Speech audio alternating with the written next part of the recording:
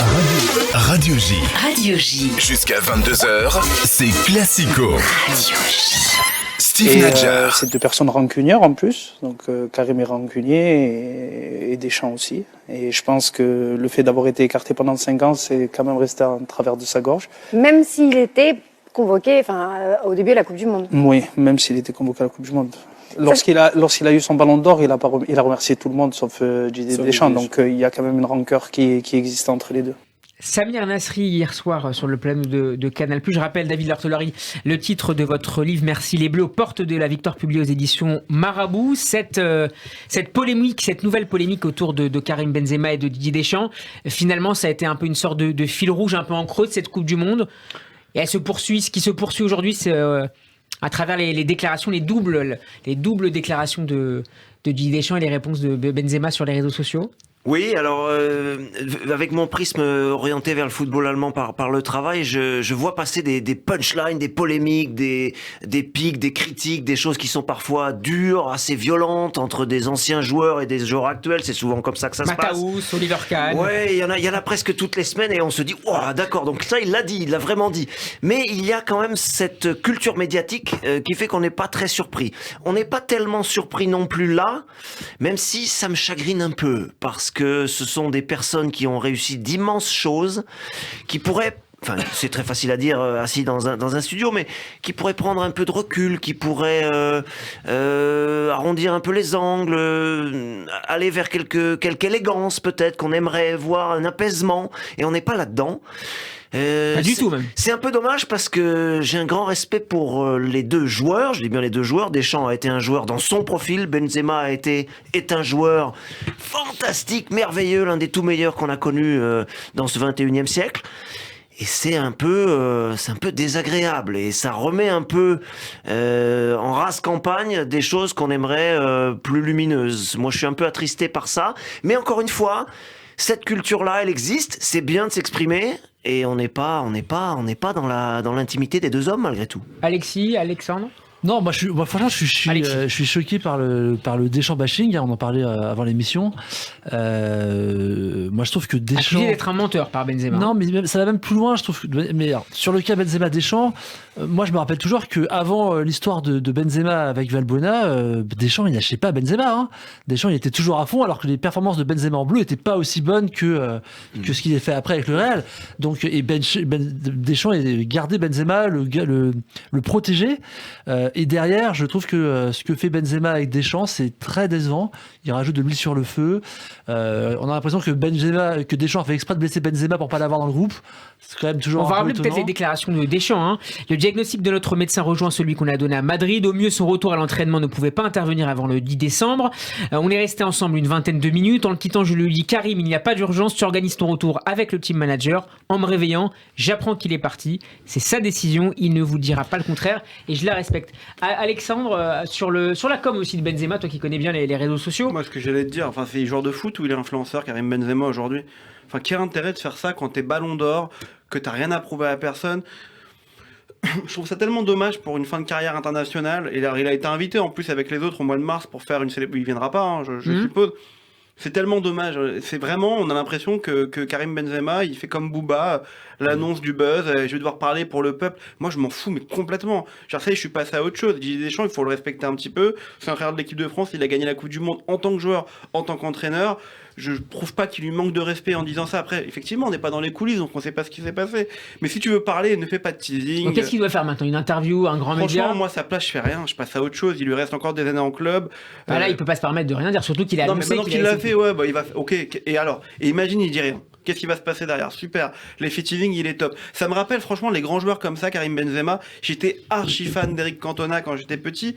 Mais Eric Cantona, il parle toujours dans les médias, il donne toujours son avis sur plein de choses. Il a quand même oublié une chose, c'est que la France a gagné la Coupe du Monde sans lui. C'est important, sportivement. Karim Benzema, il faut qu'il fasse preuve d'humilité. Il est ballon d'or, c'est un super joueur, mais il est en face de lui, Didier Deschamps, qui est quand même quelqu'un d'exceptionnel aussi. Et il devrait le respecter. En faisant ce qu'il fait là, je trouve qu'il lui manque de respect. Je vois pas où Didier Deschamps lui a manqué de respect avant. Non, il a mis la faute sur Deschamps, sur le fait qu'il est écarté de l'Euro en France 2016, etc. Enfin, il y avait une affaire judiciaire. Bien sûr, voilà. Mais on sent qu'il lui la comprend pas. Oui, et on sent qu'il considère que Deschamps n'a pas su le défendre, alors qu'en fait Deschamps il a joué son rôle. Pour moi Deschamps jusqu'au jusqu'à 2016, il a vraiment pas lâché. On a l'impression que c'était une décision politique de mettre Après, il y a peut-être Benzema un peu de à part. politique. Hein, Oui, mais c'est la politique. Deschamps, dans le rôle de sélectionneur, on lui dit tu prends pas Benzema parce qu'il a une affaire judiciaire en France et que l'image est pas bonne et qu'il faut changer ça. Et il joue son rôle, il le prend pas, et après il se concentre sur son effectif. Alors Deschamps qui va. Benzema, c'est dommageable qu'ils comprennent pas ça. Deschamps qui va annoncer jeudi sa liste pour le début des éliminatoires de l'Euro 2024. On attend quelques surprises. Karim Benzema, Brice Samba, Messi est peut-être dans les cages. On parle de Todibo, de Kefren Turam. David, qui vous attendez? Qui est-ce que vous espérez voir appeler dès jeudi par Deschamps? Si on prend le processus par la fin, on s'aperçoit, on l'a vu avec cette dernière Coupe du Monde, par exemple, que vous avez besoin, ça se fait pas du jour au lendemain, ça se fait pas sur l'appel d'un groupe, mais si on part de la fin, vous avez besoin d'un gardien fort, vous avez besoin d'un avant-centre fort, vous avez besoin d'un milieu de terrain fort. C'était Tchouaméni, par exemple, pour n'en citer qu'un, sur les derniers temps. Vous avez besoin peut-être, en plus de ça, d'un joueur plus ou d'un capitaine charismatique. Voilà, ces ingrédients-là. Donc il faut les chercher peut-être dès le départ. Le capitaine, justement, ça sera qui là? Mbappé, pour vous êtes tous d'accord sur ça? Y a une David, j'ai l'impression que c'est pas forcément votre cas. Non, moi je pense pas. Il y a Griezmann quand même, par son histoire et son rôle. Après, moi je mettrais Mbappé aussi, attention. Mais je veux dire, c'est pas si évident. Mais ça favoriserait la nouvelle génération. Ouais. Alex est d'accord sur Mbappé. David, J'aime bien les capitaines bourrés d'expérience et qui ont tout vu, donc je suis encore un peu précipité par un choix comme ça. Mais après, on s'impose aussi par son talent, on s'impose aussi par sa capacité à gagner des matchs. Donc si Benzema est capitaine, si Kylian Mbappé est capitaine, il doit embarquer derrière lui toute l'équipe. Donc pour moi, c'est un faux problème. Tudor a hier soutenu, entre guillemets, la candidature de son joueur Valentin Rongier, qu'il présente comme un joueur extraordinaire. Est-ce que vous pensez qu'il pourrait... Oui, pour l'équipe de France. Pour moi, déjà, pour démarrer, pour être en équipe de France. À la place de Vertou ou avec...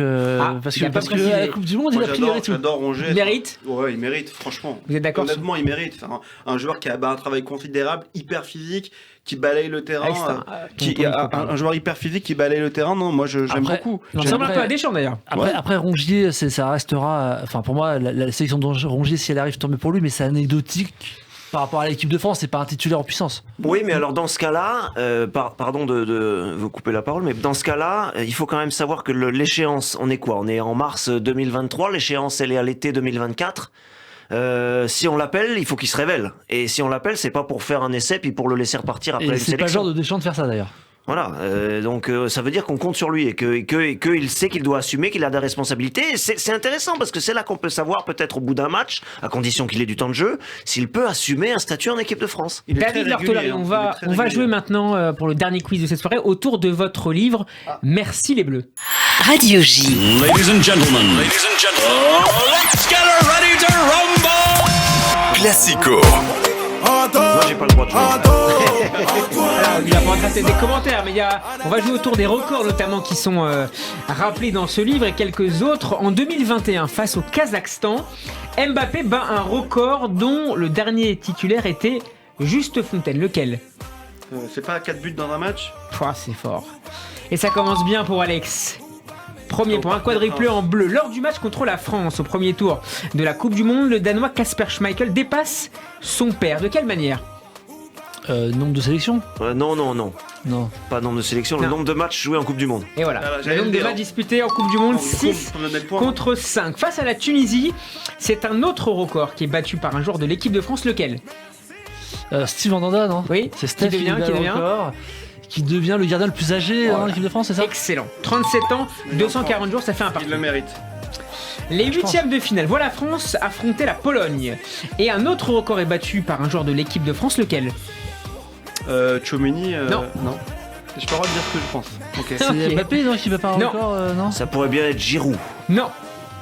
Alors c'est peut-être Rabiot, non? Enfin, est battu, plutôt c'est égal précisément. Égal un record. C'est pas Lloris? C'est Lloris qui égale le nombre de matchs en phase finale de Coupe du Monde. Non. Le nombre de sélections. Ouais, qui égale le record de sélection de Thuram avec 142 caps. Donc c'est David, il a écrit le livre, on peut lui mettre quand même. Non, on est assez sympa. Voilà, c'est exactement ça. Quart de finale, la France retrouve les Anglais contre lesquels ils avaient notamment échoué en 1982. Défaite 3-1, qui est le gardien des Bleus de Michel Hidalgo. Joël Non, Batz. En 82, c'est pas Batz, c'est Alors Albert Castaneda. Albert Huxley. Castaneda, Vous non avez faux tous les trois, c'est incroyable. Attends, Non, attends, en attends, fait, attends, Dessus, attends. 82. Jean-Luc Jean-Luc Ettori. Ettori, oui, c'est David. Oui, c'est Ah, David. putain, En demi-finale, c'était Je pas dans crois le qu'Ettori livre. était rentré en cours de. Eh, non. Krief, là, il doit être Ah, mais comme il un est pas. malade. Voilà, en Ouais, c'est demi-finale. pas 82. En demi-finale, les Bleus affrontent la sensation de cette Coupe du Monde, le Maroc. Oui. D'ailleurs, David, vous avez écrit également un livre Oui, consacré quelle au histoire. Maroc. Voilà. Merci. Aux éditions Merci. Marabout. Victoire des Bleus, 2-0, grâce notamment à un but de Théo Hernandez qui bat à son tour un autre record. En demi-finale de la Coupe du Monde, lequel? Quel record est battu? Si, je l'ai vu, c'est. Le nombre de buts marqués par une équipe en phase Non. finale. Non. Non, le nombre- Le fait que ce soit deux frères. Non. Non. Est-ce que c'est un record de précocité dans un match? Oui, oui, Le but le plus rapide? exactement. Finale de Coupe du Monde. 4e minute.